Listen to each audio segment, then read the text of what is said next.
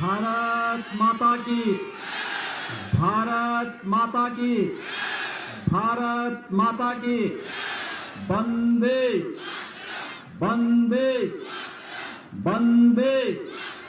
जय जय श्री राम, जय श्री राम, जय जय श्री राम।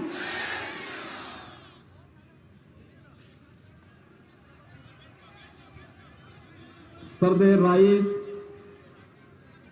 सरदे आई हकल, बाई हकल, सरदे देवता हकल, भाई हकल, मोर हेवा ग्रहण करीबो। आरु लोगोते आगंतुक रोगाली बिहुर ओ लोग ग्रहण करीबो। मंच पर आसीन भारतीय जनता पार्टी के राष्ट्रीय महासचिव और माननीय सांसद श्री दिलीप सेकिया जी, जिलाध्यक्ष श्रीमान अनूप देव जी,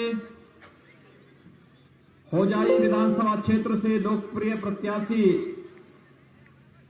श्रीमान रामकृष्ण घोष जी, लालडेंग विधानसभा क्षेत्र से प्रत्याशी श्री शिवू मिश्रा जी, भारतीय जनता पार्टी के स्टेट एग्जीक्यूटिव मेंबर श्री उत्तम दास जी, समीर चक्रवर्ती जी, अर्जुन मजूमदार जी, सुशील दत्त जी, रमाबाला देवी जी,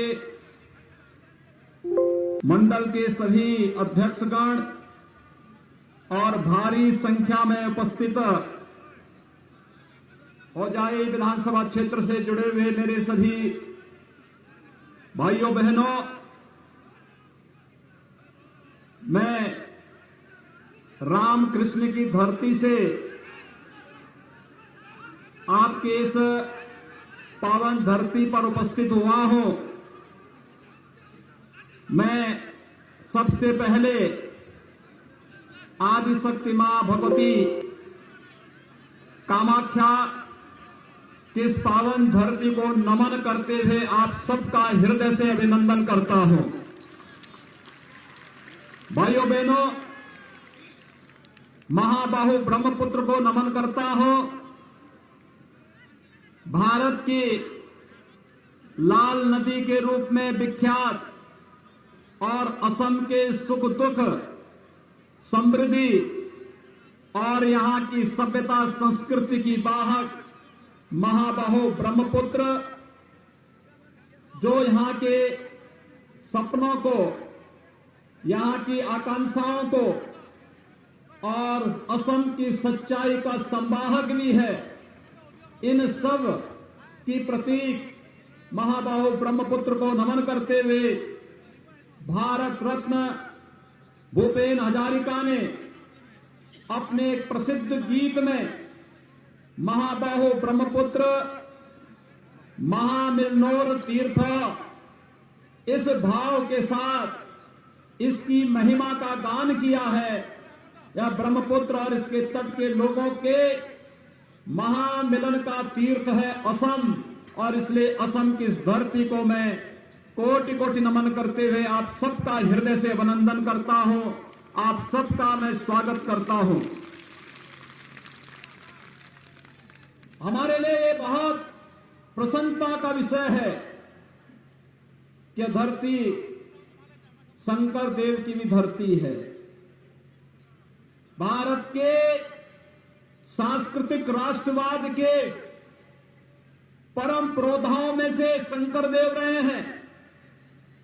शंकर देव के कारण ये धरती बच पाई थी, अन्यथा कांग्रेस की अगर कूटनीति चलती और कांग्रेस का षड्यंत्र सफल होता तो यह धरती भी उसी प्रकार से भारत के लिए खतरा पैदा कर देती, जैसे घुसपैठियों ने बहुत सारे क्षेत्रों में कांग्रेस की तुष्टीकरण के नाते आज राष्ट्रीय सुरक्षा के लिए खतरा पैदा कर दिया था। लेकिन मैं उस महापुरुष को आदर करता हूं, सम्मान करता हूं, जिन्होंने राष्ट्रवाद की अलग जगा करके उस कालखंड में इस धरती को सुरक्षित रखने में अपना योगदान दिया था। शंकर देव के, श्रीमान शंकर देव की इस धरती को मैं कोटि कोटि नमन करते हुए भारत के सांस्कृतिक राष्ट्रवाद के उस महापुरुष के प्रति विनम्र श्रद्धांजलि भी अर्पित करता हूं। भाइयों बहनों, शंकर देव ने हमें, श्रीमान शंकर देव ने हमें घुसपैठ की समस्या के प्रति सचेत किया था और इसीलिए कांग्रेस शंकर देव को कभी बर्दाश्त नहीं कर पाई, क्योंकि कांग्रेस की नीति विकास नहीं, कांग्रेस की नीति समृद्धि नहीं, कांग्रेस की नीति आप सबकी खुशहाली कभी नहीं रही। उसकी नीति तुष्टीकरण की नीति थी, एन प्रकार सत्ता प्राप्त करने की नीति थी और उसकी कीमत एक लंबे समय तक असम वासियों को चुकानी पड़ी थी, उग्रवाद के रूप में, अलगाववाद के रूप में। मैं अभिनंदन करूंगा आप सबका कि आपने पिछली बार भी भारतीय जनता पार्टी को समर्थन देकर के आदरणीय प्रधानमंत्री नरेंद्र मोदी जी के नेतृत्व पर विश्वास किया था और श्री सर्वानंद सोनोवाल को असम का मुख्यमंत्री बनाया और आज एक बार फिर से मैं आपका आह्वान करने के लिए आया हूं। मैं आपका असम वासियों का अभिनंदन करता हूं कि लोकसभा चुनाव में आपने फिर से प्रधानमंत्री मोदी जी पर विश्वास किया और भारतीय जनता पार्टी को असम वासियों ने भारी समर्थन देकर के अपना योगदान दिया और आज प्रधानमंत्री मोदी जी देश के अंदर भारत को एक यशस्वी नेतृत्व प्रदान कर रहे हैं। आपने देखा होगा मोदी जी की नीतियों में न जाति का, न क्षेत्र का, न भाषा का, भारत के किसी नागरिक के साथ कोई भेदभाव नहीं, विकास सबका, सबका साथ, सबका विकास, सबका विश्वास के भाव के साथ सरकार कार्य कर रही है, लेकिन तुष्टीकरण किसी का नहीं। इस भाव के साथ कार्य करने की भारतीय जनता पार्टी की, मोदी जी के नेतृत्व की सरकार का यह कार्य आज भारत को विकास की एक नई ऊंचाइयों पर पहुंचा रहा है। भाइयों बहनों, हमारा पूर्वोत्तर भारत विकास की आस देखता रहता था। पूर्वोत्तर भारत का विकसित विकास नहीं हो पाता था क्योंकि सरकार के एजेंडे में, पिछली सरकारों के एजेंडे में कभी पूर्वोत्तर भारत नहीं था। लेकिन प्रधानमंत्री मोदी जी ने लुक ईस्ट नीति को ही लागू नहीं किया, बल्कि लुक एक्ट ईस्ट नीति के तहत प्रत्येक मंत्री के लिए बाध्यकारी क्या उस सप्ताह में एक दिन कम से कम वह पूर्वोत्तर के राज्यों में बिताएगा और अपने विभाग की, अपने मंत्रालय की नीतियों की समीक्षा करेगा, जमीन पर जाएगा, गरीबों को शासन की योजनाओं का लाभ कितना मिल रहा है और नागरिकों को कितना मिल रहा है, इसका अवलोकन करेगा और फिर उसकी स्वयं समीक्षा प्रधानमंत्री मोदी जी के द्वारा किया जा रहा है। आज इसका परिणाम असम समेत पूरा पूर्वोत्तर भारत अष्ट सिद्धि के रूप में 8 राज्य विकास की जिन नई ऊंचाइयों को छूते हुए दिखाई दे रहे हैं, ये सचमुच अभिनंदनीय है। मैं प्रधानमंत्री मोदी जी का इसके लिए हृदय से अभिनंदन करता हूं, उनका स्वागत करता हूं। भाइयों बहनों, जब यशस्वी नेतृत्व किसी देश को प्राप्त होता है तो हर एक क्षेत्र में देश को यशस्वी नेतृत्व प्रदान करता है। विगत 1 वर्ष पूरी दुनिया के लिए, पूरे भारत के लिए कोरोना की महामारी के रहे हैं।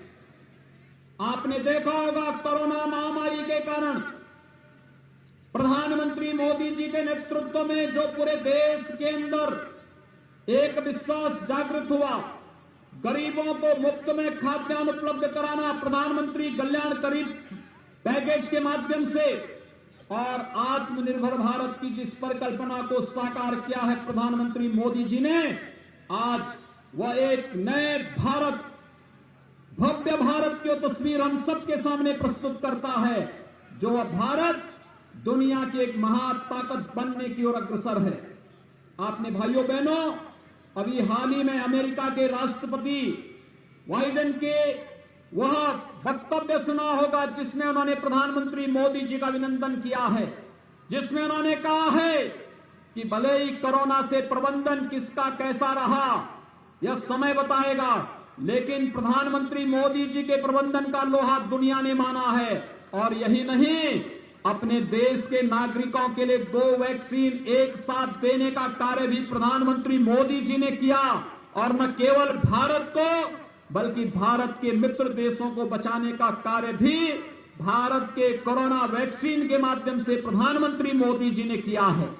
भाइयों बहनों, आज एक बार फिर से हम सबको मोदी जी के नेतृत्व में जैसे कोरोना प्रबंधन का बेहतरीन कार्य भारत के अंदर हुआ है, वैसे ही हम लोगों को एक बार फिर से न केवल कोरोना के खिलाफ इस लड़ाई को जीत के अंतिम लक्ष्य तक पहुंचाना है, बल्कि कोरोना के खिलाफ जैसे विजयी असम के लोग बने हैं, ऐसे ही इस चुनाव में भी, विधानसभा के चुनाव में भी हम सबको भारतीय जनता पार्टी के नेतृत्व में, प्रधानमंत्री नरेंद्र मोदी जी के नेतृत्व में जो कार्य पूरे देश के अंदर चल रहे हैं, डबल इंजन की सरकार के लिए असम के अंदर भारतीय जनता पार्टी आवश्यक है। यही आह्वान करने के लिए आज मैं आप सबके बीच में यहां पर उपस्थित हुआ हूं। भाइयों बहनों, मेरे लिए यह धरती इसलिए भी अत्यंत पूज्य है क्योंकि इस धरती ने महान साहित्यकार दिए हैं। पद्मकांत नाथ इसी धरती में पैदा हुए थे। असमी साहित्य के महान साहित्यकार थे। डॉक्टर सर्बानंद देव गोस्वामी और खेल जगत से जुड़े हुए कमल दत्त होजाई भी इसी धरती पर पैदा हुए थे। हम सबको अपनी इन विभूतियों पर गौरव की अनुभूति करनी चाहिए। इन्होंने देश और दुनिया के अंदर न केवल होजाई का बल्कि असम के नाम को एक नई ऊंचाई देने का कार्य किया था। और इन विभूतियों के कारण ही आज असम अपनी सभ्यता, अपनी संस्कृति, अपनी परंपरा, अपनी समृद्धि और यहां का नौजवान अपनी ऊर्जा और अपनी ओजस्विता के लिए देश और दुनिया में पूरे सम्मान के साथ आज उसे हर जगह सम्मान प्राप्त हो रहा है। इसके पीछे इस धरती पर पैदा होने वाले महापुरुषों का योगदान रहा है। और भाइयों बहनों, इसीलिए आज एक बार फिर से मैं आप सबका आह्वान करने के लिए आया हूं। यह देश वर्तमान में प्रधानमंत्री मोदी जी के नेतृत्व में जिस मजबूती के साथ आगे बढ़ रहा है, आपने देखा होगा विगत 6 वर्षों के दौरान प्रधानमंत्री मोदी जी के नेतृत्व में भारतीय जनता पार्टी की सरकार ने विकास की योजनाओं को हर एक नागरिक तक पहुंचाने में किसी प्रकार की कोई कोताही नहीं की। हमने किसी की जाति, किसी का मत, किसी का मजहब, किसी की क्षेत्र, किसी की भाषा को नहीं देखा। हमने तो कहा सबका साथ, सबका विकास। प्रधानमंत्री आवास सबको मिलेगा। उज्ज्वला योजना में रसोई गैस का कनेक्शन सबको प्राप्त होगा। उजाला योजना के अंतर्गत एलईडी बल्ब ये सबको प्राप्त होगा। सौभाग्य योजना के माध्यम से हर घर बिजली देने का काम होगा। और जल जीवन मिशन के अंतर्गत हर घर नल के माध्यम से सबको शुद्ध पेयजल की आपूर्ति करने का कार्य भी करेंगे। यह प्रधानमंत्री मोदी जी ने किया। आयुष्मान भारत के अंदर हर नागरिक को 5 लाख रुपए की स्वास्थ्य बीमा का कवर देने का कार्य भी करेंगे। और प्रधानमंत्री कृषि सिंचाई योजना के माध्यम से हर खेत को पानी पहुंचाने का कार्य भी करेंगे। ये प्रधानमंत्री मोदी जी की योजना का हिस्सा है। इसमें कहां जाती है, यहां पे कहां मत और मजहब की बात आती है? यहां पे तो विकास सबका, योजनाओं का लाभ सबको, एक नीति के तहत विकास की योजनाओं को घर घर, गांव गांव तक पहुंचाने का कार्य क्या करने का जो प्रयास हुआ है, आज भाइयों बहनों वो हर एक क्षेत्र में देखने को मिल रहा है। लेकिन साथ साथ बड़े इंफ्रास्ट्रक्चर के कार्य होने चाहिए। कहीं हाईवे, कहीं रेलवे, कहीं एयरपोर्ट, कहीं आईआईटी, कहीं मेडिकल कॉलेज। और मुझे प्रसन्नता है इस होजाई विधानसभा क्षेत्र में भी एक नए मेडिकल कॉलेज के निर्माण की स्वीकृति को यहां के माननीय मुख्यमंत्री श्री सोनोवाल जी ने यहां के लिए स्वीकृत किया है। एम्स के निर्माण की कार्रवाई युद्ध स्तर पर आज देश के अलग अलग स्थानों पर प्रारंभ हुआ है। इंफ्रास्ट्रक्चर डेवलपमेंट के माध्यम से विकास की एक नई गति देने, परंपरागत उद्यम को बढ़ावा देने के लिए आत्मनिर्भर भारत, वोकल फॉर लोकल की परिकल्पना को प्रधानमंत्री मोदी जी ने भारत के नागरिकों को दिया। लेकिन साथ साथ भाइयों बहनों, आप याद करिए, हम कश्मीर के लिए लड़ा करते थे, कहा करते थे एक देश में दो प्रधान, दो विधान, दो निशान, नहीं चलेंगे, नहीं चलेंगे। 1952 में कांग्रेस ने तुष्टीकरण की नीति को पोषक करते हुए भारत के संविधान में धारा 370 डाल करके कश्मीर को आतंकवाद के हवाले कर दिया था। और बंगाल की धरती पर पैदा होने वाले डॉक्टर श्यामा प्रसाद मुखर्जी ने तब उद्घोष किया था, एक देश में दो प्रधान, दो निशान और दो विधान नहीं चलेंगे। डॉक्टर श्यामा प्रसाद मुखर्जी के सपने को साकार किया है प्रधानमंत्री मोदी जी ने और गृह मंत्री अमित शाह जी ने। कश्मीर में धारा 370 को समाप्त करके आतंकवाद की ताबूत पर अंतिम कील ठोकने का कार्य नहीं किसी ने किया, प्रधानमंत्री मोदी जी ने किया है। आज भाइयों बहनों, होजाई के लोग भी, अगर होजाई का नौजवान भी अगर चाहेगा, कश्मीर में जाकर के जमीन खरीद सकता है, वहां निवास कर सकता है, कोई आपको रोक नहीं सकता है। लेकिन कांग्रेस ने पाबंदी लगाई थी कि होजाई या असम का नागरिक जम्मू कश्मीर में जमीन नहीं खरीद सकता। और तो और, मैं जब भी जाता हूं, आज प्रातःकाल मुझे मां कामाख्या का दर्शन करने का सौभाग्य प्राप्त हुआ था। मैं जैसे ही मंदिर परिसर में पहुंचा, मैंने वहां प्रणाम किया, तब तक मुझे चारों ओर से एक नारा सुनने को मिला। मां कामाख्या देवी के प्रति लोगों के मन में अपार श्रद्धा का भाव है। पूरा देश बड़ी श्रद्धा के साथ यहां पर आकर के मां का अनुष्ठान करता है, उनसे शक्ति अर्जित करता है। लेकिन साथ साथ जैसे मंदिर परिसर में मैं गया था, मुझे एक ही आवाज सुनाई दी थी और हर एक मुंह से, बच्चे हो, नौजवान हो, महिलाएं हो, पुरुष हो, बुजुर्ग हो, किसी भी उम्र का व्यक्ति एक ही बात कहता था, जय श्री राम, जय श्री राम का। भाइयों बहनों, ये हमारा एक संबोधन है। राम हमारा संबोधन है, हमारा शिष्टाचार है, हमारी सभ्यता है, हमारी संस्कृति है, हमारा राष्ट्र का प्रतीक है और हमारी सभ्यता और संस्कृति के साथ साथ हमारे पुरोधा भी हैं। भारतीय सभ्यता और संस्कृति के परम पुरोधा है। उन्होंने भारत को एक दिशा दी है। भारत के सांस्कृतिक राष्ट्रवाद की नींव की आधारशिला रखी है। राम के बगैर भारत का काम चल ही नहीं सकता है और राम पर भारत का हर वासी बच्चा बच्चा गौरव की अनुभूति करता है। भाइयों बहनों, हम लोग कहा करते थे कि रामलला हम आएंगे, मंदिर वहीं बनाएंगे, यही बोलते थे ना। असम का नौजवान भी जाता था तो यही बोलता था, रामलला हम आएंगे, मंदिर वहीं बनाएंगे।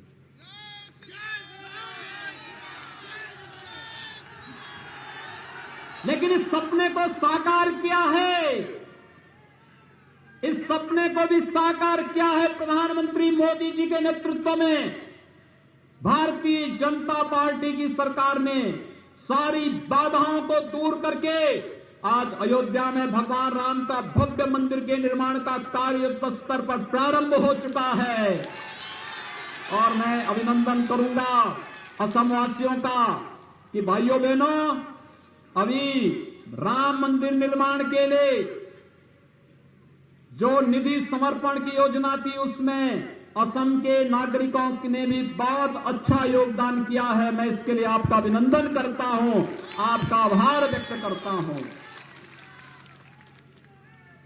आपके द्वारा दिए गए समर्पण से भगवान राम का भव्य मंदिर बनेगा, भारत माता का ऐसा भव्य मंदिर बनेगा जो नए भारत की नई तस्वीर दुनिया के सामने रखेगा।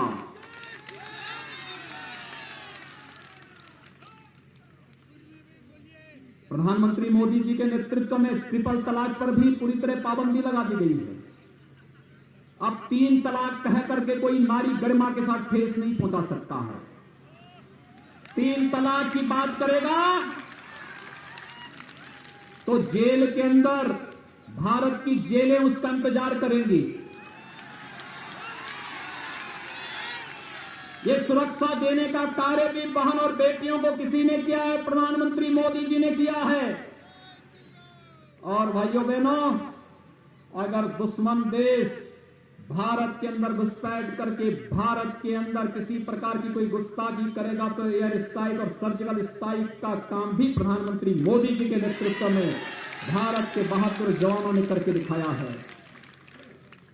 सरकार तो ऐसी ही चाहिए जो विकास भी करा सके, समृद्धि भी ला सके, नौजवानों के लिए रोजगार भी दे सके, हमारी माताओं बहनों की गरिमा का ख्याल भी रख सके और साथ साथ सभ्यता और संस्कृति की सुरक्षा के साथ ही भारत को परम वैभव तक पहुंचाने के सपने को साकार करके एक भारत श्रेष्ठ भारत की परिकल्पना को साकार कर सके। और यह कार्य प्रधानमंत्री मोदी जी के नेतृत्व में पूरे भारत के अंदर चल रहा है। असम के अंदर सर्बानंद सोनोवाल जी के नेतृत्व में यह कार्य भारतीय जनता पार्टी की सरकार ने पिछले 5 वर्षों के अंदर किया है और अगले 5 वर्ष के लिए आप सबका समर्थन और सहयोग प्राप्त करने के लिए एक बार फिर से हम सब आपके बीच में यहां पर उपस्थित हुए हैं। और इसके लिए मैं आप सबसे आह्वान करूंगा, होजाई से भारतीय जनता पार्टी ने श्री रामकृष्ण घोष को अपना प्रत्याशी बनाकर के आपके बीच में भेजा है और श्री शिबू मिश्रा को लालडिंग से भी भारतीय जनता पार्टी ने अपना प्रत्याशी दिया है। भाइयों बहनों, ये दोनों प्रत्याशी हैं, दोनों प्रत्याशियों को आपने पहचान लिया है ना? इनको समर्थन देंगे?